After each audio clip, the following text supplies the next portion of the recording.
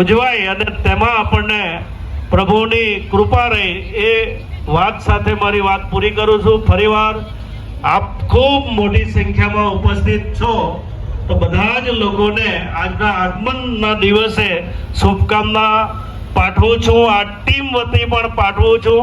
ધન્યવાદ. હેલો. આવતે વર્ષે ગયા વર્ષે સનમભાઈ 2 શબ્દો નહીં બોલેલા એટલે આ વર્ષે પહેલા એમણે બોલવાના.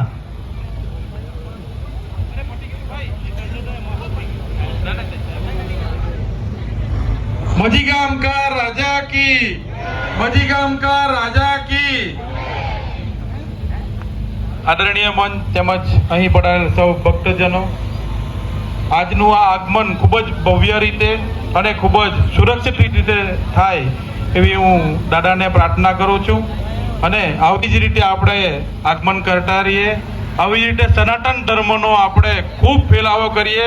નાના નાના છોકરાઓ પણ આપણા સનાતન ધર્મ વિશે ખૂબ જાણે. તો આપ સૌને મજી ગામના રાજાને ખરેખર તમે ખૂબ અલગ અલગ રીતે જે આગમન કરો છો એના માટે આપ સૌને ખૂબ ખૂબ અભિનંદન. અને આ વર્ષે કંઈક નવું લાવ્યા છે ગંગા આરતી, અને ગંગામાં જે આરતી કરે ને એ કંઈ અહીં ભક્તોને બોલાવીને આરતી કરવાના છે. તો દરેક મિત્રોને પણ વિનંતી કે ગંગા આરતી લાઈવ નિહાળે.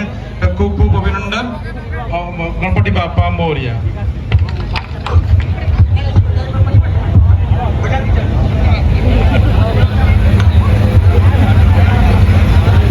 નમસ્કાર મિત્રો, મજી ગામના રાજાના આગમનના પ્રસંગે આપણી વચ્ચે ઉપસ્થિત આપણા માન્ય ધારાસભ્ય શ્રી નરેશભાઈ પટેલ સાહેબ, તેમજ આપણી વચ્ચે ઉપસ્થિત આપણા બક્ષીપંચ મોરચાના મહામંત્રી સનમભાઈ, ડૉક્ટર શિરીષ, શાંતિલાલભાઈ, નીરવભાઈ, આપણા પ્રમુખ શ્રી રાકેશભાઈ, સમીરભાઈ, સંજયભાઈ, દિનેશભાઈ, મનાભાઈ, આશીષભાઈ, નિકુંજભાઈ, પ્રજ્ઞેશભાઈ, ઉપસ્થિત ડાયસ તેમજ મજી ગામ અને અન્ય ગામોથી પધારેલા ભક્તોનું હાર્દિક સ્વાગત કરું છું.